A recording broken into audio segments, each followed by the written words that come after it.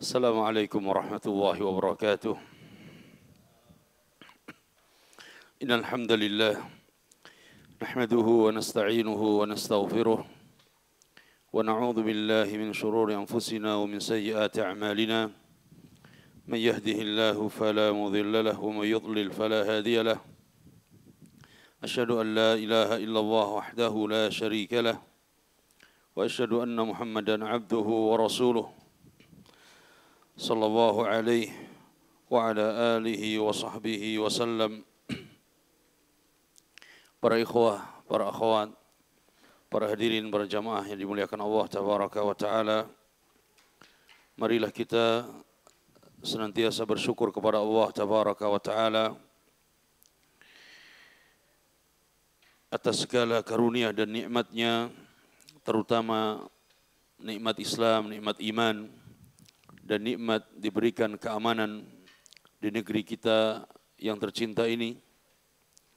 Mudah-mudahan nikmat ini terus dijaga oleh Allah, dan mudah-mudahan nikmat ini senantiasa ditambah oleh Allah Tabaraka wa Ta'ala. Para ikhwah dan akhwat yang dimuliakan Allah, malam ini kita pekan yang kelima.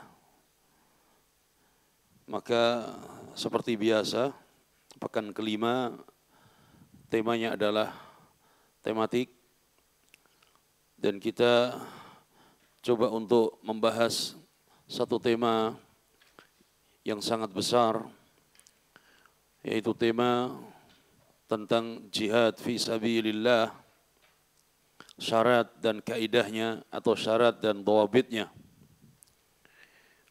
Tema ini sangat penting supaya kita faham tentang hakikat jihad yang syar'i, jihad fi sabilillah. Terlebih di zaman kita, zaman fitnah ini, banyak kita dengar seruan-seruan jihad, dan di sisi yang lain, di zaman ini banyak orang yang anti atau fobia, trauma ketika mendengar kata jihad. Ini kata yang bisa membuat orang lain takut. Ini adalah kata jihad. Orang-orang kafir takut dengan sebutan kata jihad.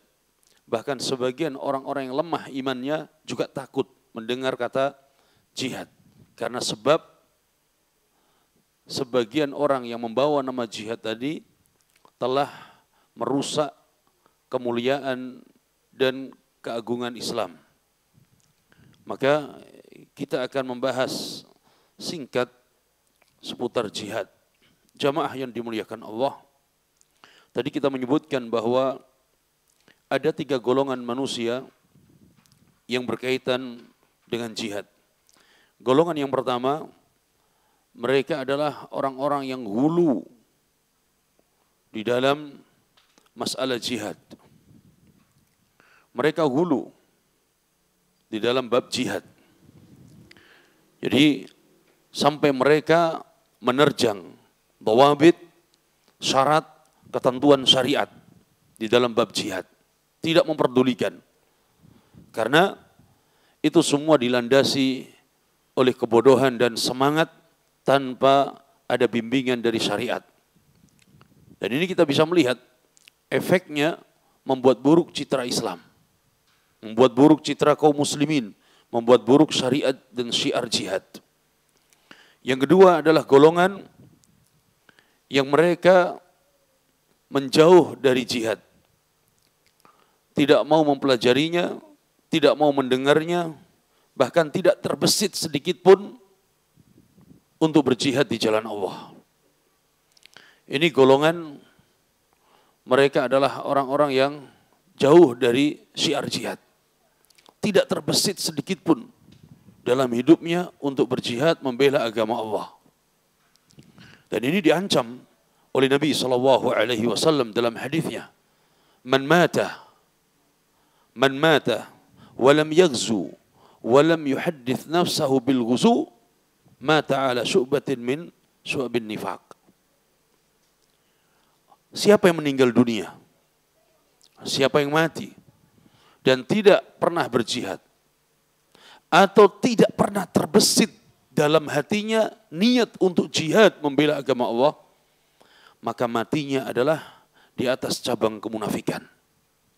Ini ancaman dari Nabi SAW. Karena seorang mukmin yang dia benar-benar keimanannya kepada Allah dan Rasulnya, maka dia memiliki semangat untuk berjihad membela agama Allah. Golongan yang ketiga adalah golongan pertengahan.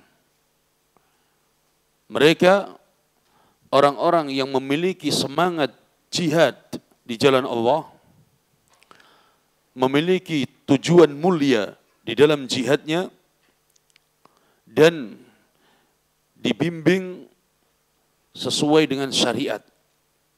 Ini mereka orang-orang yang memiliki semangat jihad tetapi mengikuti bimbingan syariat. Karena mereka yakin bahwa jihad ini adalah kewajiban dan termasuk daripada syiar Islam yang Nabi menyebutkan dzirwatus sanamil Islam, puncaknya keislaman seorang adalah jihad fisabilillah. Tetapi harus berlandaskan syariat. Ini adalah yang didakwahkan oleh ahli sunnah, salafus saleh, yang terus diajarkan oleh ahli sunnah bahwa jihad syar'i bukanlah atau berbeda dengan apa yang dilakukan oleh para teroris kaum radikal, tapi jihad yang mengikuti bimbingan syariat. Kemudian para jamaah yang dimuliakan Allah, jihad pengertiannya disebutkan oleh para ulama, di antaranya adalah yang dikatakan oleh Syekhul Islam Ibnu Taimiyah rahimahullah, al-jihadu huwa badlul wus'i fi husuli mahbubil haq wa daf'i ma yakrahu. Syekhul Islam Ibnu Taimiyah mengatakan bahwa jihad adalah mengerahkan segenap kemampuan untuk meraih apa yang dicintai Allah Subhanahu wa taala dan mencegah dari apa yang dibenci oleh Allah. Mengerahkan segala kemampuan untuk meraih apa yang dicintai oleh Allah dan mencegah dengan mengerahkan segala kemampuan dari apa yang dibenci oleh Allah tabaraka wa taala. Maka jihad di sini ada dua pengertian.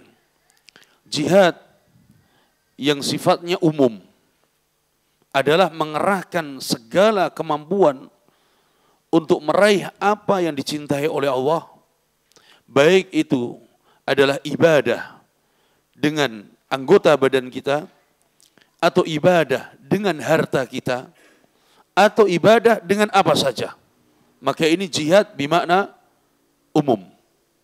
Jadi ketika seorang hamba mengerahkan segala apa yang dimiliki untuk meraih keridhaan Allah tabaraka wa taala, maka dia sedang berjihad dan berjuang. Contoh sekarang, antum semua berjihad hari ini.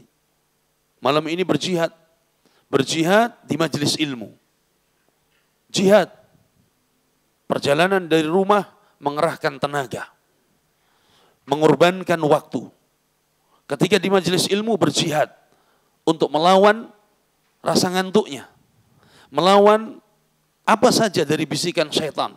Ini sedang berjihad untuk meraih apa yang dicintai dan diridhai oleh Allah tabaraka wa taala. Ya, ini diantaranya adalah jihad. Ada jihad bermakna yang lebih khusus lagi, yaitu jihad yang dimaksudkan adalah mengerahkan segala kemampuan untuk menegakkan kalimatullah. Ya, mengerahkan segala kemampuan untuk menegakkan kalimatullah, meski harus mengorbankan jiwa, mengorbankan harta dan raganya untuk melawan orang-orang kafir. Ini jihad yang lebih lagi bermakna khusus. Kemudian jamaah yang dimuliakan Allah tabaraka wa taala, Jihad memiliki beberapa macam. Jihad ada dua macam secara garis besar. Tadi yang kita sebutkan. Jihad yang pertama adalah jihad yang berarti umum. Dan ini dikatakan oleh Al-Imam Ibn Qayyim rahimahullahu ta'ala. Kata Imam Ibn Qayyim, wal jihadu arba'u maratib. Jihad itu ada 4 tingkatan. Al-Imam Ibn Qayyim menyebutkan al-jihadu arba'u maratib. Jihad itu ada 4 tingkatan.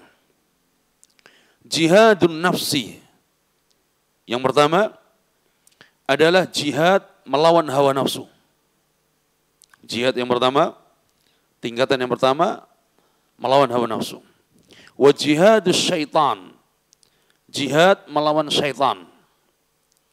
Kemudian yang ketiga, wa jihadul kuffari wal munafiqin. Wa jihadu al-kuffari wal munafiqin. Yang ketiga adalah berjihad melawan orang-orang kafir dan orang-orang munafik. Kemudian yang keempat, wa jihadu arbabid dzulmi wal bid'ah wal munkarat. Yaitu jihad melawan kezaliman, bid'ah dan kemungkaran. Al-Imam Ibnu Qayyim menyebutkan dalam kitabnya Zadil Ma'ad fi Hadi Khairil Ibad, ada 4 maratib tingkatan jihad tadi. Ya, yang pertama melawan hawa nafsu, yaitu seorang ketika dia belajar, maka dia sedang berjihad melawan hawa nafsu, rasa malasnya. Ketika dia beramal, ketika dia beribadah, dia melawan hawa nafsunya. Ketika dia berdakwah, dia melawan hawa nafsunya. Jihad melawan syaitan. Kemudian jihad melawan orang-orang kafir dan orang-orang munafik. Dan ini yang difirmankan oleh Allah, disabdakan oleh Nabi SAW, jahidul musyrikin bi amwalikum wa anfusikum wa alsinatikum. Kata Nabi, wahai kaum muslimin, jahidul musyrikin, perangilah, berjihadlah melawan orang-orang musyrik, orang-orang kafir. Dengan apa? Bi anfusikum. Jihad dengan jiwa kalian. Ya, wa amwalikum, jihad dengan harta kalian. Wa alsinatikum, dan jihad dengan lisan kalian. Yang keempat tadi adalah jihad melawan kezaliman, bid'ah dan kemungkaran. Dan ini adalah yang dimaksud dengan amar ma'ruf nahi mungkar. Makanya ketika Nabi menyebutkan, man ra'a minkum mungkaran falyughayyirhu biyadihi. Maka ini jihad. Ketika seorang mengingkari kemungkaran, ya, ketika dia memiliki kekuasaan, dia mengingkari kemungkaran tersebut dengan kekuasaannya, dia berjihad. Ketika dia di rumah, sebagai kepala rumah tangga, dia mendapati kemungkaran di rumah, maka dia ingkari kemungkaran tersebut, maka dia berjihad. Tidak mampu, maka jihad dengan lisan. Memberikan nasihat, berdakwah, menyampaikan, mengingatkan manusia, ini jihad. Jihad dengan lisan. Kemudian jihad dengan apa lagi? Dengan hati. Nah, ini adalah selemah-lemahnya jihad seorang. Selemah-lemahnya jihad seorang adalah pengingkaran terhadap kemungkaran dengan hati. Kemudian macam yang kedua, jihad secara khusus. Jihad yang berarti adalah jihad bermakna khusus tadi. Jihad yang khusus ada 2 macam. Jihad yang khusus ini ada 2 macam. Yang pertama adalah jihadud daf'i. Jihadu daf'i. Yaitu jihad mempertahankan Islam, mempertahankan negeri kaum muslimin. Ini adalah jihad pertahanan.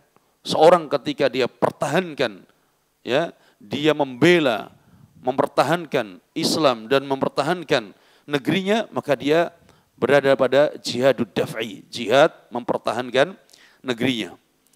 Yang kedua adalah jihadut talab. Jihadut talab, yaitu jihad dengan memerangi orang-orang kafir. Memerangi orang-orang kafir, baik itu di medan perang atau di negeri orang-orang kafir. Ya, jihad talab, memerangi orang-orang kafir di negeri mereka. Ini jihadu talab. Kemudian Al-Imam Ibnul Jauzi, beda. Tadi Ibnul Qayyim Al-Jauziyah. Baik. Sekarang Al-Imam Ibnul Jauzi. Al-Imam Ibnul Jauzi, beliau mengatakan, para ulama tafsir menyebutkan bahwa jihad di dalam Al-Quran itu ada 3 macam. Ini versi Ibnul Jauzi, bahwa jihad di dalam Al-Quran itu ada 3 macam. Yang pertama, jihadul bisilah, yaitu jihad dengan senjata. Jihad dengan senjata. Nah, ini terdapat di dalam firman Allah surat An-Nisa ayat 95.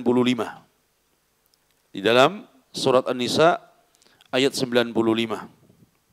Allah firmankan, la yastawil qa'iduna minal mu'minina ghairu ulil dharari wal mujahiduna fi sabilillah. Tidaklah sama antara orang-orang mukmin yang mereka duduk tidak ikut berperang dan yang tidak mempunyai uzur. Ya, tidak sama ketika orang yang duduk tidak ikut perang karena sebab ada uzur dengan mereka yang berjihad dengan senjata mereka. Kemudian yang kedua, macam yang kedua kata Ibnul Jauzi adalah jihadu bil lisan. Jihad dengan lisannya, jihad dengan ucapannya. Dan ini disebutkan oleh Allah dalam surat Al-Furqan ayat 52. Wajahidhum bihi jihadan kabira. Allah firmankan, wajahidhum bihi jihadan kabira. Dan berjihadlah terhadap mereka. Bihi adalah dengan Al-Quran. Dan berjihadlah, ya, berjihadlah bihi, yaitu bil Quran, dengan Al-Quran. Jihadan kabira, dengan jihad yang besar. Dengan jihad yang besar. Maka ini adalah jihad bil lisan. Kemudian yang ketiga adalah jihad bil amal. Yang ketiga adalah jihad dalam beramal. Ya, jihad di dalam beramal saleh. Ini disebutkan oleh Allah dalam firman-Nya surat Al-Ankabut ayat 69. Allah firmankan, walladzina jahadu fina lanahdiyannahum subulana. Dan orang-orang yang berjihad, orang-orang yang bersungguh-sungguh untuk mencari keridhaan kami, lanahdiyannahum subulana, pasti kami akan berikan petunjuk untuk sampai kepada jalan kami. Jadi Allah menyebutkan jahid, walladzina jahadu fina, dan orang-orang yang berjihad di jalan kami, mencari keridhaan kami, bersungguh-sungguh dalam beramal, mencari keridhaan kami, maka kami akan berikan petunjuk kepada mereka menuju jalan kami. Ini yang disebutkan oleh Imam Ibnul Jauzi. Kemudian selanjutnya para jamaah yang dimuliakan Allah adalah hukum jihad. Hukum jihad. Hukum berjihad ini kembali kepada macam-macam jihad. Maka di sini ada perincian. Yang pertama hukum jihad melawan hawa nafsu. Hukum jihad melawan hawa nafsu. Maka ini hukumnya fardu ain. Wajib bagi setiap mukmin untuk berperang, berjihad melawan hawa nafsunya. Ya, tidak boleh dan tidak bisa digantikan oleh siapapun. Paham ya? Udah anak nitip antum ya, nggak bisa. Antum nitip apa jihadnya? Ini jihad melawan hawa nafsu. Ya, maka ini fardu ain, wajib bagi setiap mukmin untuk berjihad melawan hawa nafsunya. Kemudian ini sebagaimana firman Allah dalam surat Fatir ayat 6. Atau contoh yang lainnya, jihad melawan hawa nafsu tadi, kemudian jihad melawan syaitan. Ini wajib fardu ain. Setiap mukmin wajib untuk melawan hawa nafsunya dan melawan bisikan syaitan, godaan syaitan. Allah firmankan dalam surat Fatir ayat 6, inna syaitana lakum adu fattakhiduhu aduwa. Sesungguhnya syaitan itu adalah musuh kalian, maka jadikanlah syaitan itu sebagai musuh kalian. Nah, kalau musuh, maka bukan teman. Musuh ini harus dilawan. Musuh ini harus diperangi. Allah menyebutkan syaitannya adalah musuh kalian. Fattakhiduhu aduwwa, maka jadikan dia sebagai musuh. Maka kita berperang melawan syaitan. Ini wajib setiap kita. Jihad melawan apa tadi? Hawa nafsu. Wajib bagi kita.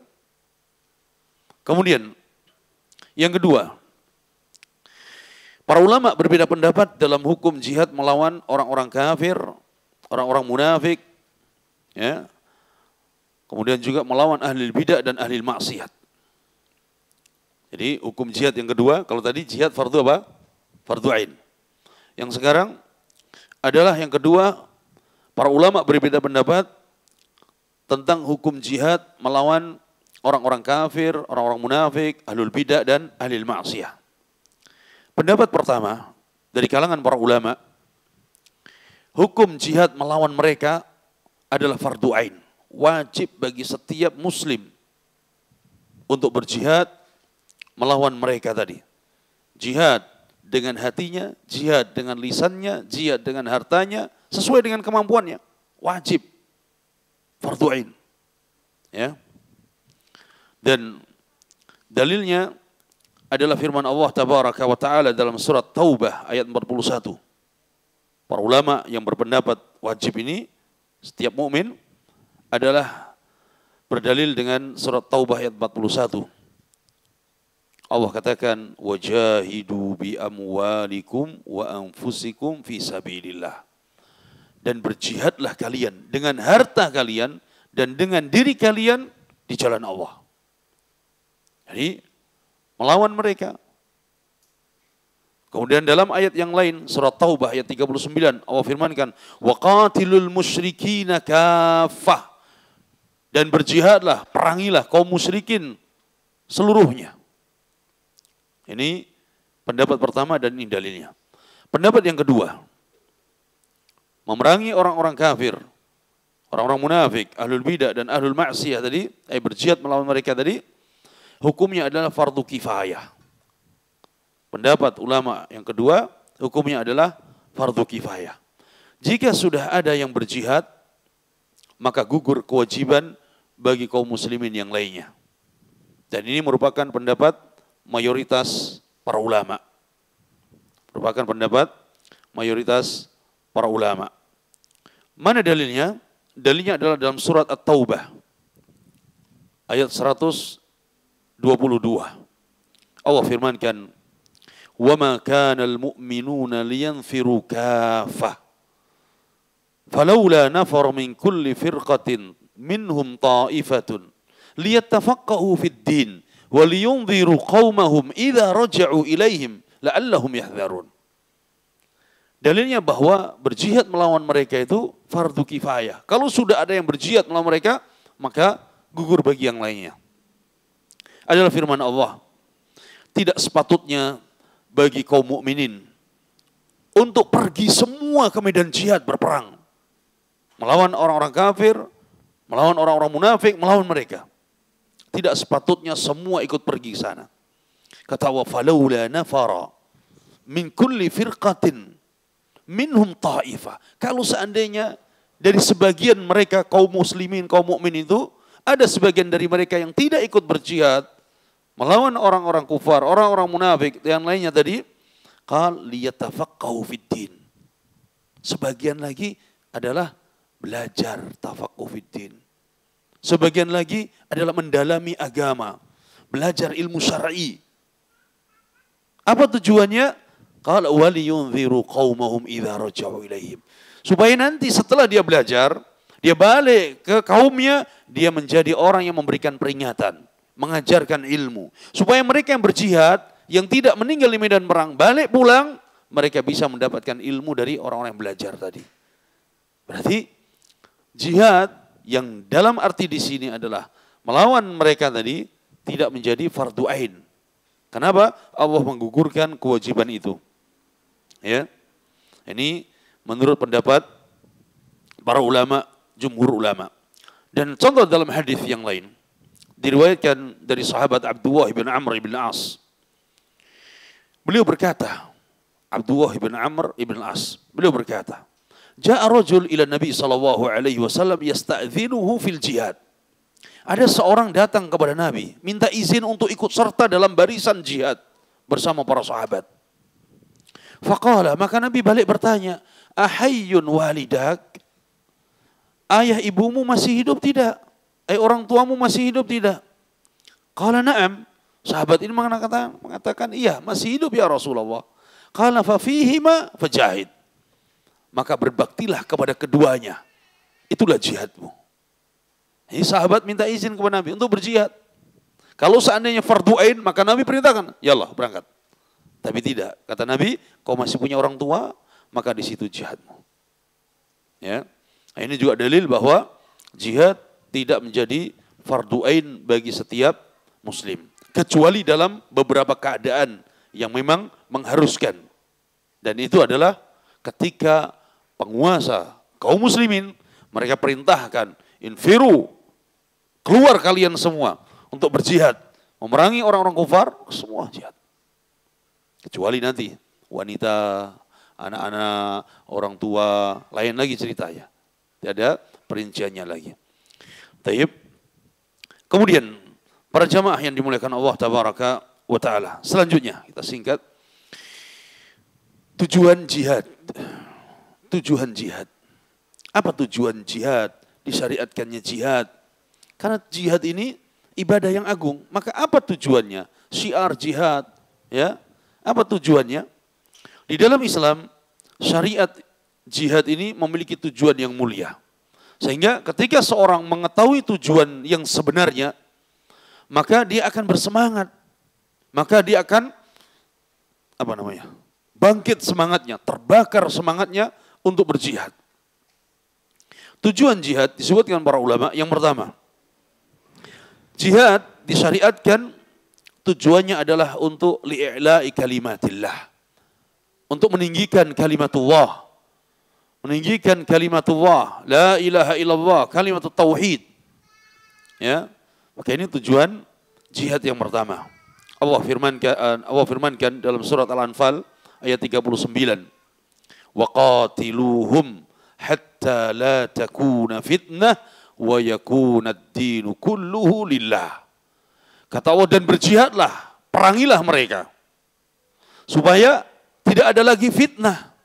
Dan supaya agama ini hanya semata-mata untuk Allah Tabaraka wa Ta'ala. Perangilah supaya agama ini benar-benar hanya untuk Allah. Peribadatan hanya kepada Allah. Tauhid. Jihad, tujuan utamanya adalah apa? Menegakkan kalimatullah. Dari sini yang pertama ini, kalau seorang dia faham tujuan jihad, maka dia bisa menilai seruan-seruan jihad yang ada, apakah benar li'ila kalimatillah, meninggikan kalimatullah, membela agama Allah, atau untuk membela golongannya, atau untuk membela kelompoknya saja. Kan dia bisa melihat di sini. Ya. Kemudian Nabi SAW beliau bersabda, man qatala litakuna kalimatullahi hiyal ulya fahuwa fi sabilillah. Nabi ketika tanya, siapa mujahid fi sabilillah itu siapa ya Rasulullah? Siapa sebenarnya mujahid fi sabilillah? Nabi mengatakan, man qatal litakuna kalimatullahi hiyal ulya fahuwa fi sabilillah. Siapa yang berperang, siapa yang berjihad untuk meninggikan kalimat Allah, untuk meninggikan kalimat Allah, tauhid, maka dialah orang yang berjihad fisabilillah. Dialah yang disebut fisabilillah. Tapi kalau dua jihadnya, seruan jihadnya dari bukan li'la'i kalimatillah, maka ini adalah fisabili syaitan. Ini fisabili syaitan. Ini menjadi jahat, bukan lagi jihad. Akhirnya lebih banyak merusak, menimbulkan mafsadah bagi Islam dan bagi kaum muslimin daripada mendatangkan manfaat. Syekhul Islam Ibnu Taimiyah mengatakan tujuan dari jihad adalah meninggikan kalimat Allah dan menjadikan agama semata-mata hanya untuk Allah Tabaraka wa Ta'ala. Yang kedua, tujuan jihad, disyariatkannya jihad adalah membebaskan manusia dari beribadah kepada selain Allah, menjadikan mereka beribadah semata-mata hanya untuk Allah tabaraka wa ta'ala. Jadi membebaskan manusia dari peribadatan kepada makhluk supaya mereka menjadi merdeka beribadah hanya kepada Allah tabaraka wa ta'ala.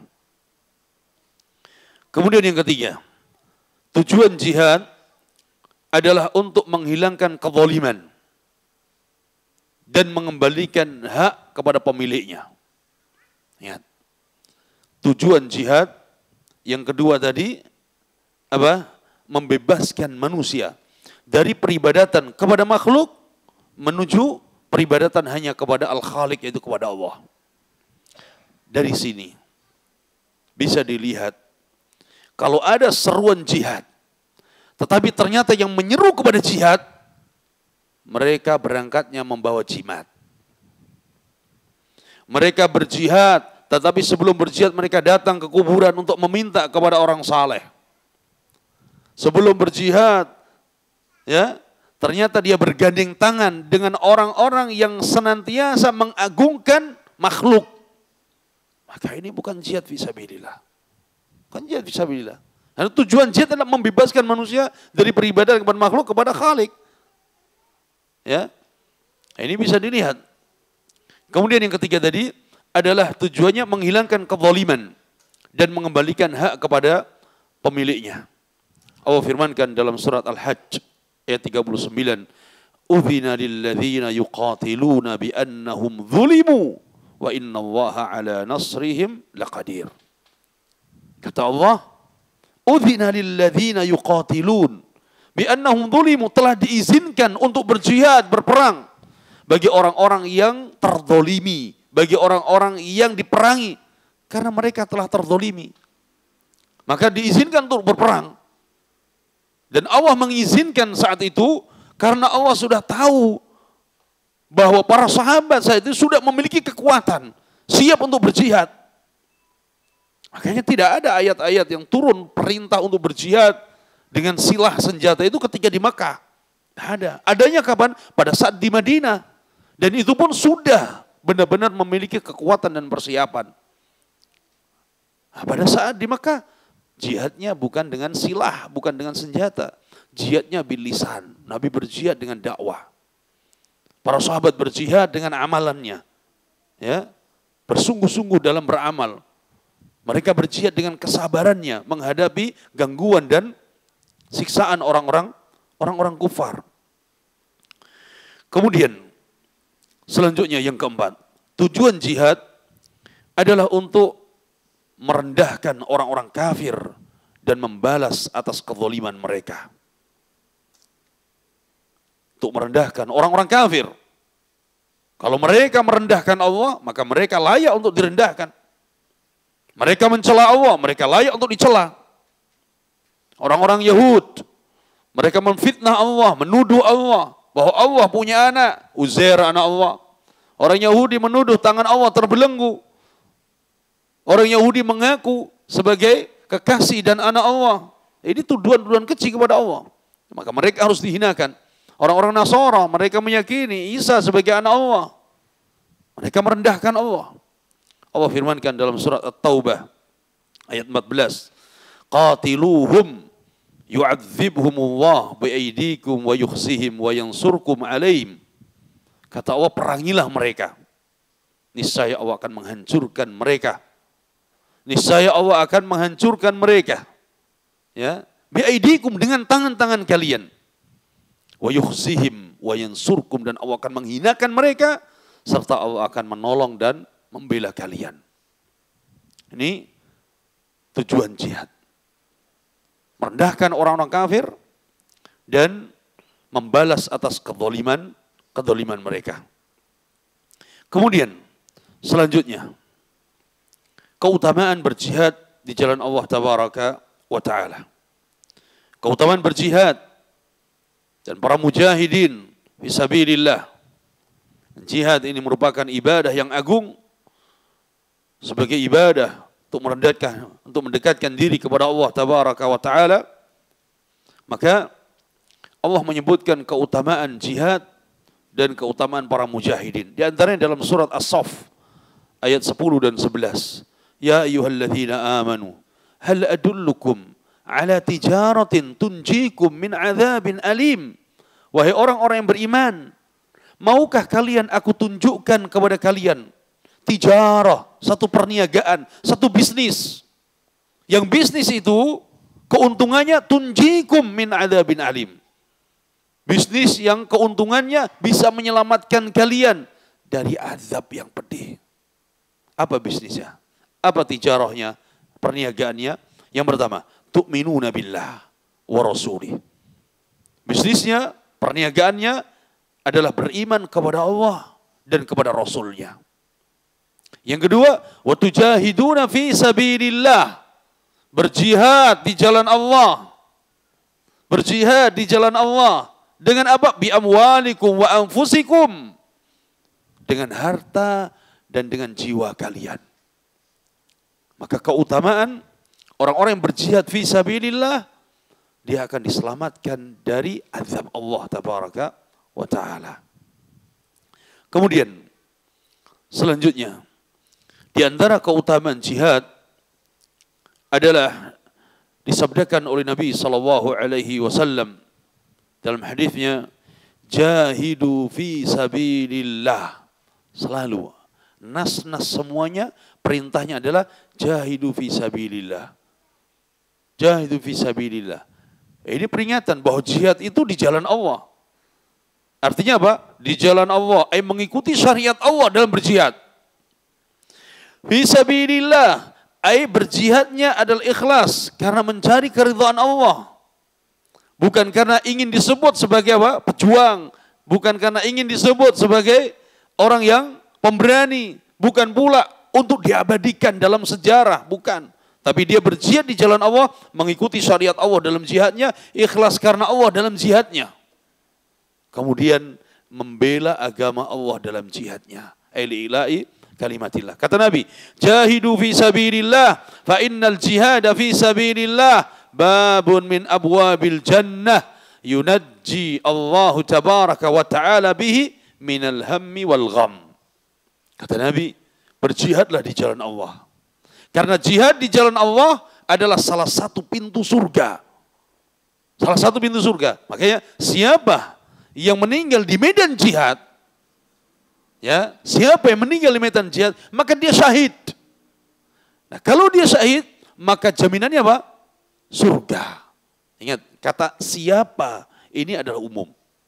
Kita tidak menunjuk si fulan ibn fulan, ya, kecuali yang sudah dipastikan oleh Nabi bahwa si fulan syahid. Ini akidah kita. Kata Nabi, sesungguhnya jihad fi sabilillah ini adalah salah satu dari pintu surga. Yunajji Allahu tabaraka wa ta'ala bihi minal hammi wal gham. Yang dengannya ketika seorang berjihad di jalan Allah, Allah akan menyelamatkan dia dari kesusahan dan kesedihan.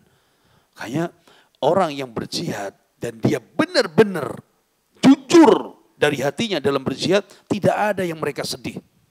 Mereka bahagia. Mereka bahagia. Padahal yang dihadapi adalah kematian. Tapi kenapa mereka bahagia? Karena mereka tahu balasannya. Balasannya surga. Mereka tahu balasannya. Ya. Ini keutamaan jihad di jalan Allah. Kemudian dalam hadis yang lain, Nabi SAW juga menyebutkan, laghadwatun aw rawhatun fi sabilillah khairun minad dunya wa ma fiha. Kata Nabi SAW, keutamaan berjihad.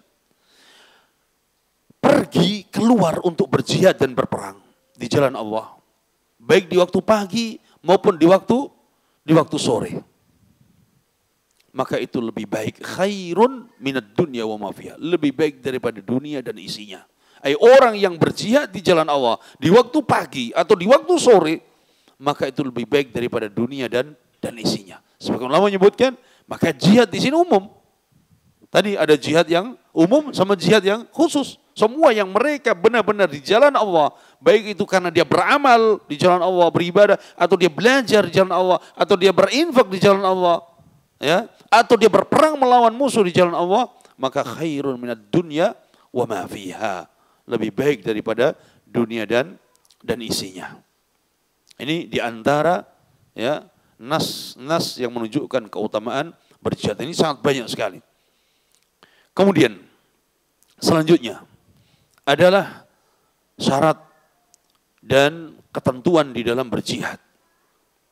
Ada beberapa dhawabit, ketentuan dan syarat di dalam berjihad supaya jihadnya benar-benar fisabilillah. Supaya ketika dia meninggal di medan jihad tersebut, dia meninggal dengan membawa pahala syahid. Syarat dan ketentuan yang pertama, jihad harus dibangun di atas dua syarat ibadah. Jihad harus dibangun di atas dua syarat ibadah. Yang pertama adalah ikhlas dan yang kedua adalah mutaba'ah. Jihadnya ikhlas. Jihadnya ikhlas. Yang kedua ittiba, mengikuti Nabi SAW dalam jihadnya. Karena jihad ini ibadah. Sudah ada contoh dari Nabi SAW. Bagaimana jihad Nabi SAW? Apakah ketika seorang dalam berjihad, dia kemudian boleh sesuka hatinya dia melakukan apa saja? Tidak. Tidak boleh. Bahkan ketika dia berjihad, apakah dia boleh kemudian membawa sesuatu yang itu bertentangan dengan syariat? Tidak boleh. Kita mau jihad, tembak, apa namanya, tembak. Tembaknya nih, AK sekian, atau apalah, atau pisaunya, atau senjatanya, atau rudalnya, granatnya, semuanya digosok-gosokkan dulu ke kuburan. Gosok-gosokkan dulu di pohonan. Tidak boleh, menyelisih contoh Nabi. Makanya ketika rombongan para sahabat bersama Nabi SAW, ketika hendak perang, kemana? Ke Hunain. Melewati satu pohon, yang dikenal dengan apa? Sidrah, pohon Dzatu Anwat. Sahabat mengatakan, ya Rasulullah, ij'al lana Dzatu Anwat, kama lahum Dzatu Anwat. Ya Rasulullah, jadikan ini, pohon ini sebagai pohon ya yang biasa dahulu orang-orang musyrik mereka menggantungkan senjata, ngalap berkah sebelum berperang. Kita juga ingin demikian supaya pedang ini tajam, supaya ketika kita nebas musuh langsung terpisah antara kepala dan lehernya. Apa kata Nabi? Nabi SAW mengingkari itu semua. Karena ini jihad ibadah. Maka tidak boleh seorang mau berjihad kemudian dia datang dulu cari jimat, datang dulu anti peluru. Tidak ada anti peluru. Kenapa nggak ada yang pergi ke sana membela kaum muslimin atau di tempat-tempat yang lagi? Tidak ada. Ya, maka jihad syarat dan dua bit yang pertama harus dibangun di atas dua syarat ibadah, ikhlas dan ittiba mutaba'ah kepada Nabi sallallahu alaihi wasallam. Yang kedua, adzan dulu. Taib, adzan dulu ya. Taib. Kemudian syarat dan ketentuan yang ketiga, yang kedua ya, syarat yang ketentuan yang kedua, jihad harus sesuai dengan tujuan disyariatkannya jihad. Apa itu? Jihad harus sesuai dengan tujuan disyariatkannya, yaitu membela agama Allah dan meninggikan kalimatullah. Ini syarat dan ketentuan jihad. Maka hilangkan hizbiyah, hilangkan kelompok kepentingan kelompok-kelompok, karena tujuannya satu, untuk membela agama Allah dalam berjihad. Ya. Kemudian yang ketiga, jihad harus dibangun di atas ilmu dan fikih agama. Jihad harus dibangun di atas ilmu dan fikih. Karena jihad ini ibadah. Kalau yang mengajak jihad kemudian tidak dibangun di atas ilmu, yang ada adalah mafsadah, kerusakan.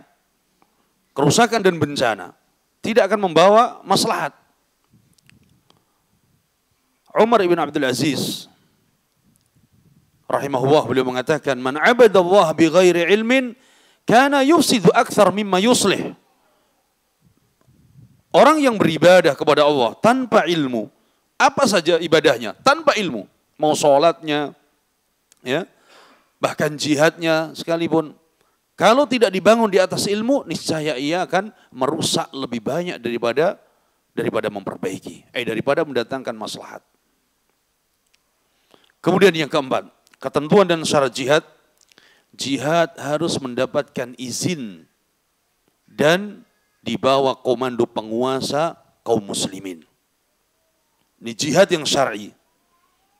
Harus mendapatkan izin penguasa dan di bawah komando pemimpin kaum muslimin. Ya. Ini adalah akidah ahli sunnah dan manhaj ahli sunnah. Dalilnya adalah hadis Nabi SAW, innamal imamu junnah. Sesungguhnya pemimpin, penguasa itu adalah ibarat junnah, perisai. Ibarat junnah, perisai yang menjadi pelindung. Yuqatalu min waraihi wa yuttaqabih. Seorang berperang berada di belakang pemimpin dan penguasanya. Dia akan mendukung penguasanya ketika menyerukan jihad. Ya, dan dia berlindung dari musuh di belakang penguasanya. Ini jihad syar'i yang disebutkan oleh Nabi SAW. Innamal imamu junnah. Maka dari sini kita bisa melihat mana jihad yang syar'i, mana yang itu bukan syar'i. Ketika yang mengumumkan jihad, yang menyerukan jihad itu pemimpin kaum muslimin, maka itu jihad syar'i. Tapi kalau jihad yang menyerukan dan yang menjadi komandonya itu adalah kelompok, jamaah, golongan fulan dan fulan, tayyib, maka ini bukan jihad syar'i. Apalagi pemimpin dan penguasa tidak menyetujui perbuatan mereka. Maka jelas-jelas ini menyalahi syariat dan ini termasuk dari pembangkangan kepada pemimpin dan penguasa.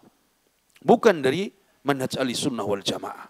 Antum bisa lihat mana jihad yang benar atau tidak. Karena penguasa dan pemimpin, dia tahu seberapa kekuatan yang dimiliki. Kalau pemimpin dan penguasa saja tidak punya kekuatan yang bisa menghadapi musuh, apalagi mereka tadi, yang jumlahnya hanya berapa orang, yang senjatanya berapa orang, ya, maka tidak boleh. Ini ibadah yang agung, ibadah jamaah, ibadah yang dilakukan secara berjamaah.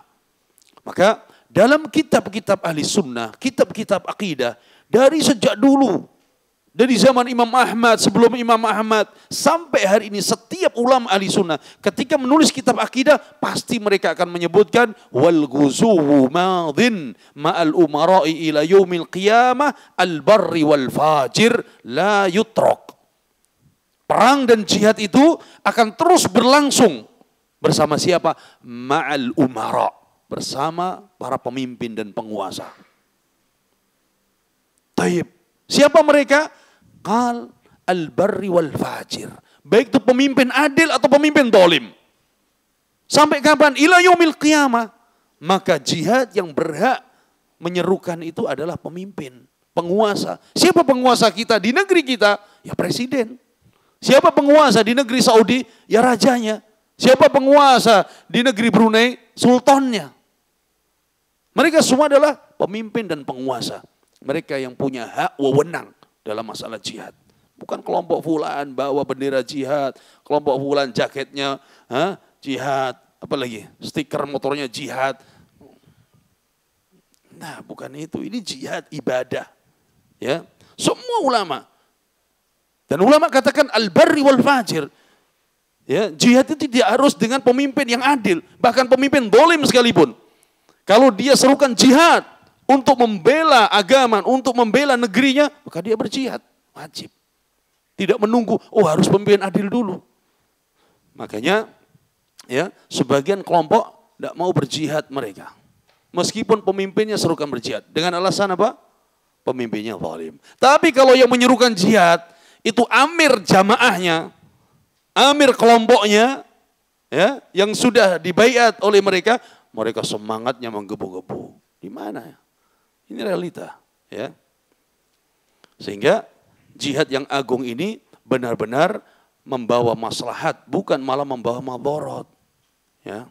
Nah, ini ahli sunnah, maka jangan mudah terpancing seruan-seruan jihad. Siapa yang menyerukan jihad? Pemimpin dan penguasa. Ya Allah, bismillah. Tapi kalau pemimpin tidak menyerukan, sudah. Ya. Apa yang bisa kita berbuat jihad? Jihad yang kita bisa. Jihad dengan lisan, jihad dengan harta, jihad dengan amal soleh. Jihad masih banyak majal kesempatan untuk berjihad. Jihad dengan harta, tidak bisa pergi jihad dengan harta. Ada jihad yang kita kadang lupa. Jihad dengan doa kita. Jihad dengan doa kita. Kemudian syarat dan ketentuan yang kelima. Jihad harus disertai dengan sifat rahmah.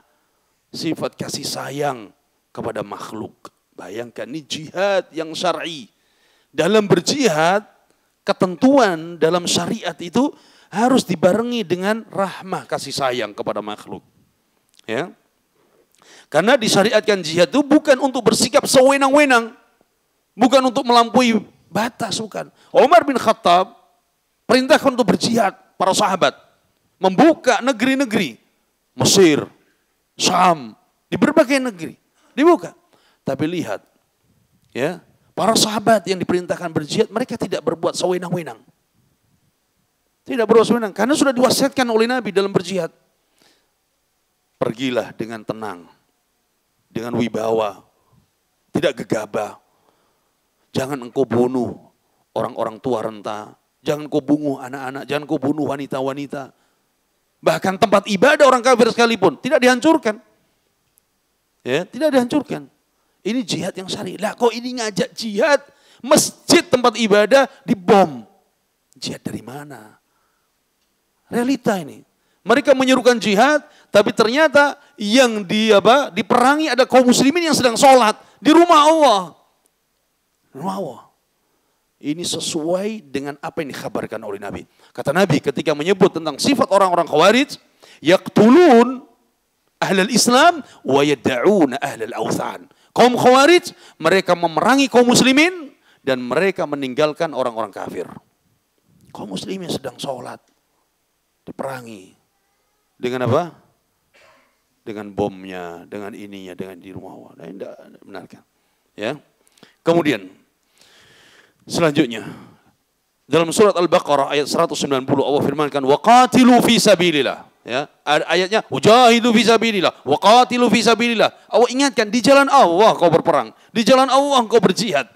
Wa qatilu fi sabilillah alladzina yuqatilunakum wa la ta'tadu. Kata Allah, perangi mereka di jalan Allah, berjihad engkau di jalan Allah.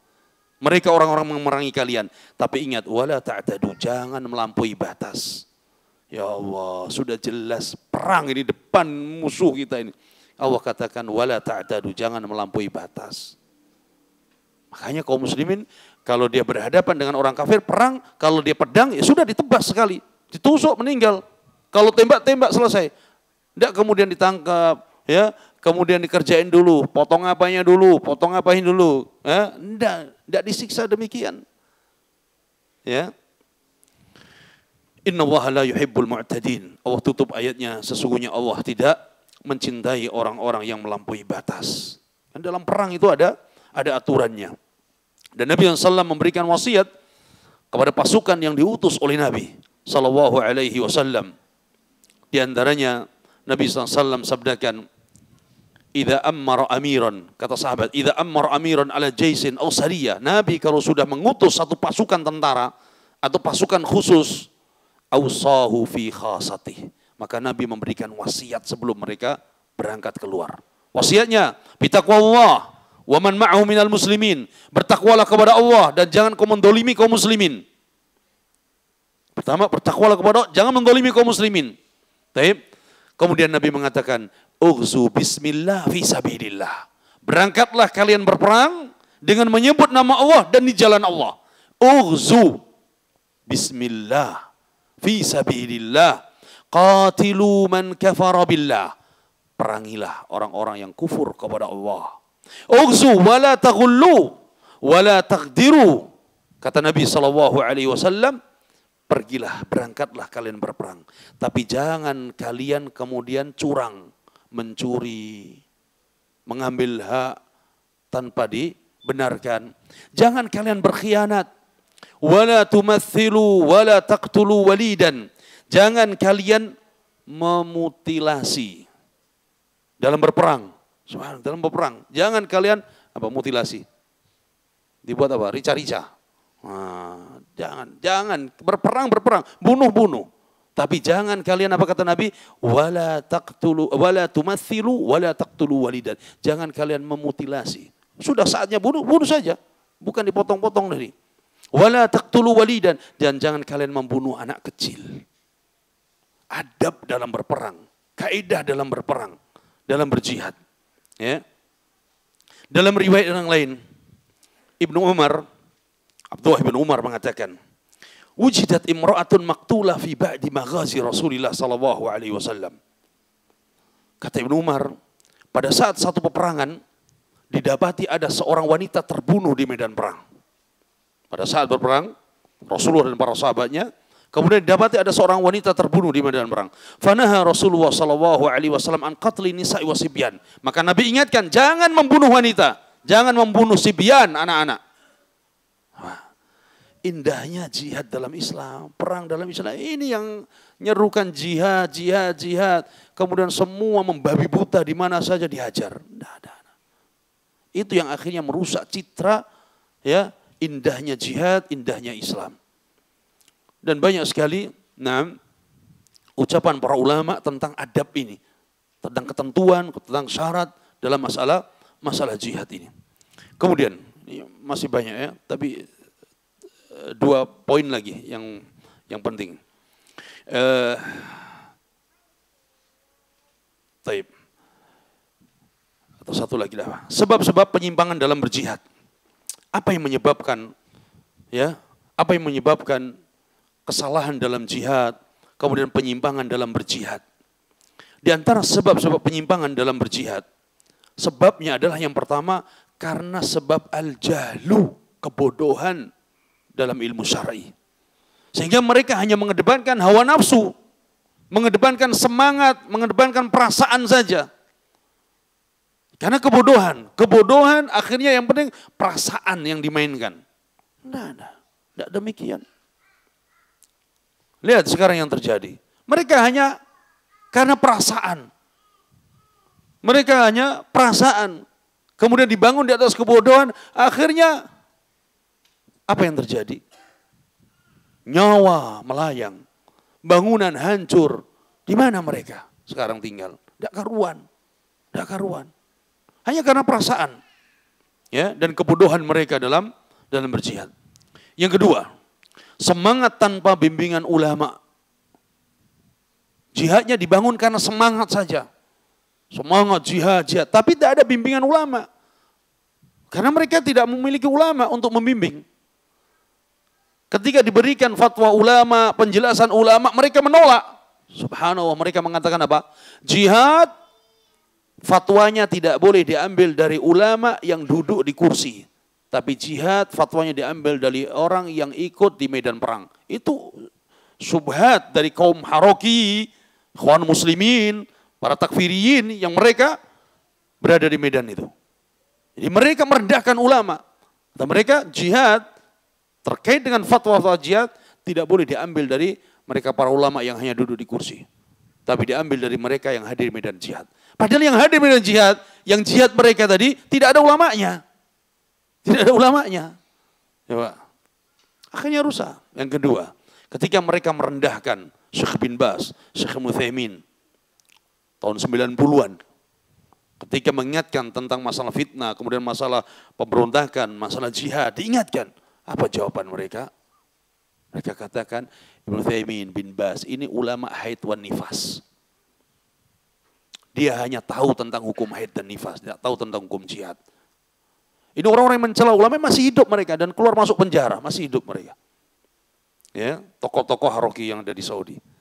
Ini banyak subhat-subhat dari ini. Ya. Kemudian, bukan hanya itu, bahkan mereka pun mengkafirkan para ulama kita. Mengkafirkan para ulama kita. Yang mengingatkan tentang permasalahan-permasalahan besar seperti ini. Karena tidak sesuai dengan hawa nafsu mereka. Ya. Yang ketiga, sebab penyimpangan dalam berjihad adalah karena mereka keluar dari ketaatan kepada pemimpin yang sah. Mereka tidak memperhatikan izin dalam berjihad. Sehingga rusak jihad mereka. Lihat, awal-awal 2011, 2012, ramai seruan untuk kemana? Ke Suriah jihad. Di Indonesia. Anak waktu itu tidak di sini. Tapi seruan itu di mana-mana di internet. Sebagian mereka keluar dari sini, ya, tanpa ada izin dari penguasa pemerintah, mereka buat jawaz safar, apa jawaz safar? Mereka buat paspor itu dengan pemalsuan. Mereka keluar dengan pemalsuan, perginya ke Turki untuk apa? Untuk wisata, enggak ada lah TKI sana. Untuk apa wisata, apa namanya? Ya, untuk jalan sana. Baru nanti masuk perbatasan. Mereka pergi kemana? Ya, baru nanti mereka perbatasan. Gimana? Jihadnya sudah diawali dengan apa? 1, tidak izin. 2, kebohongan. 3, kecurangan. Apa? Sampai sana, yang mereka anggap itu jihad.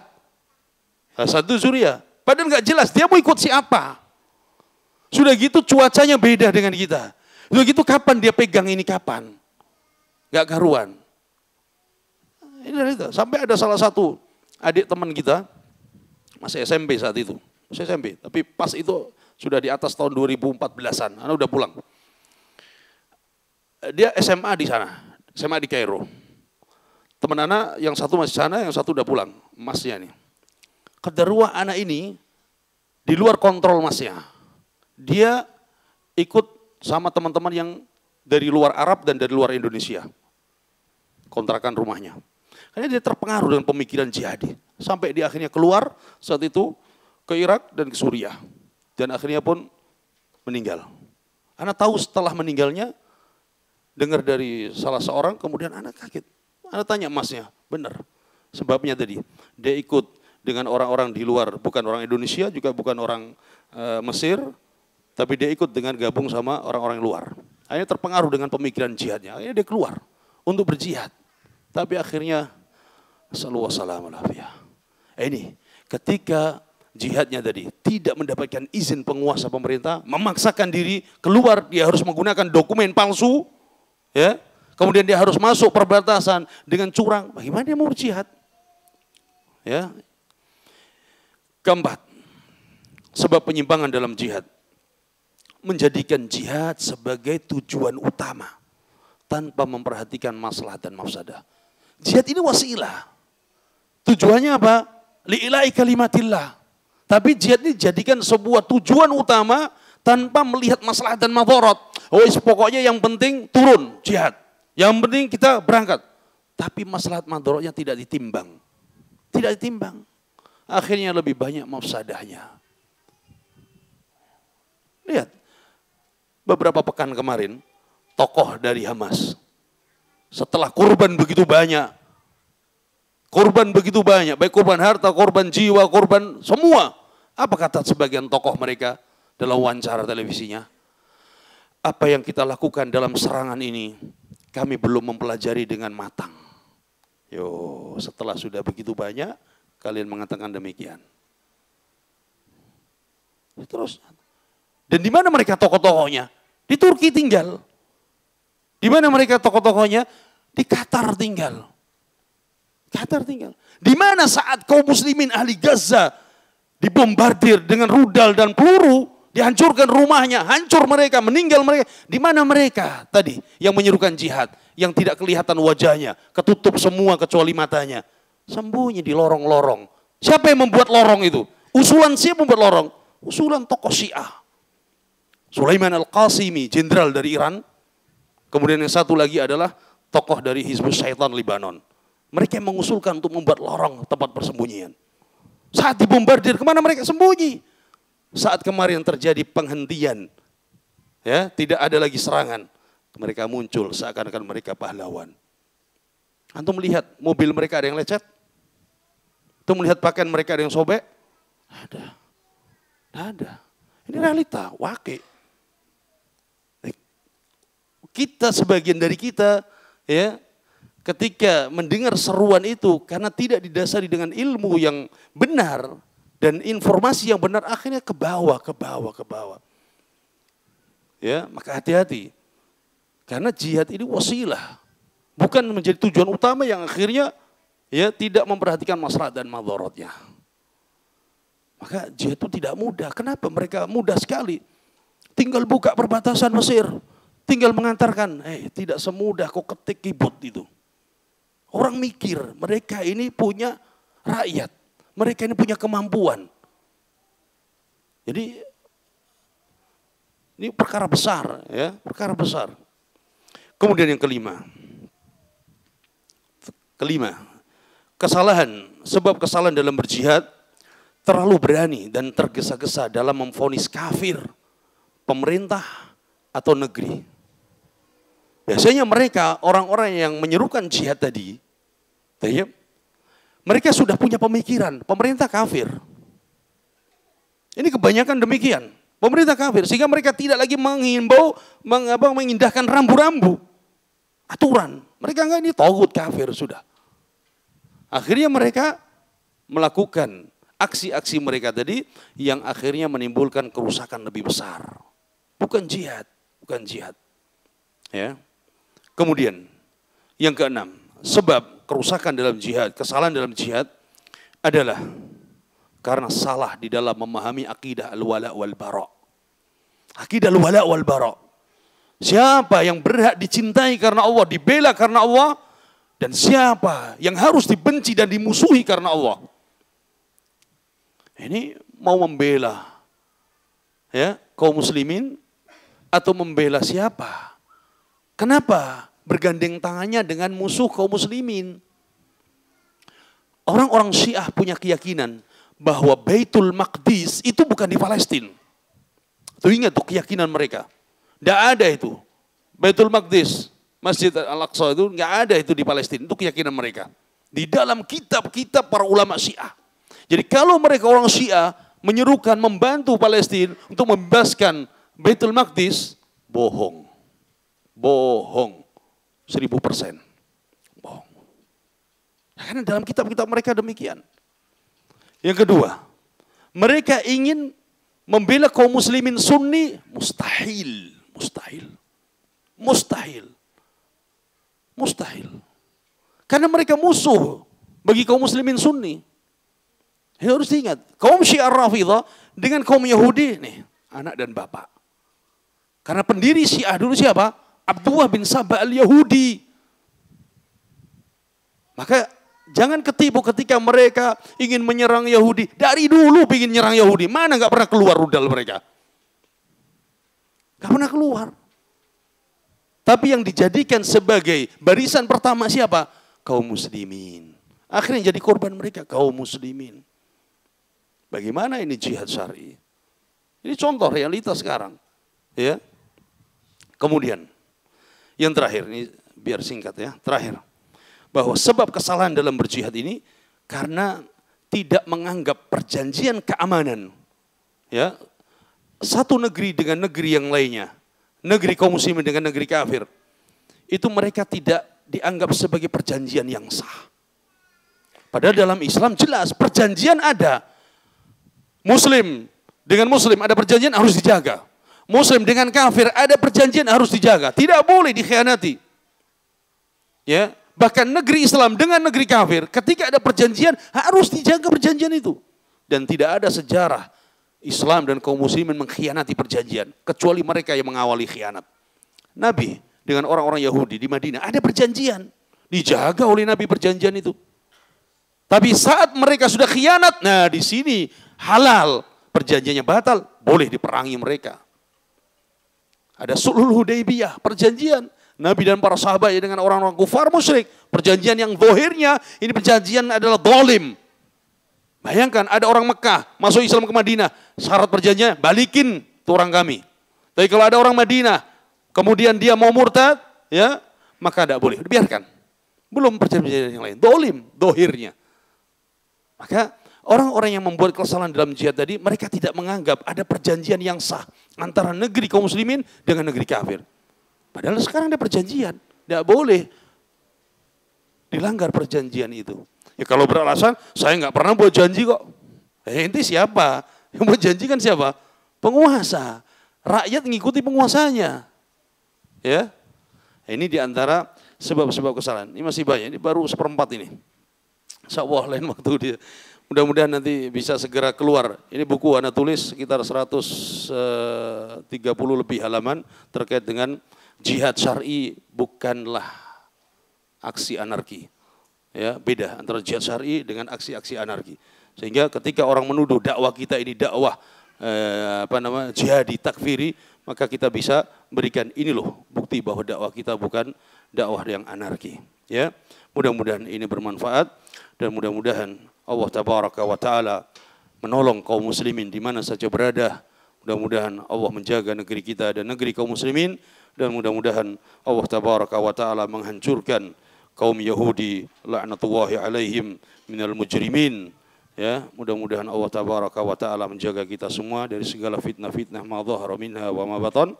Wassallallahu ala nabiyyina Muhammad wa ala alihi wa sahbihi wa sallam. Walhamdulillahi rabbil alamin. Wassalamu alaikum warahmatullahi wabarakatuh.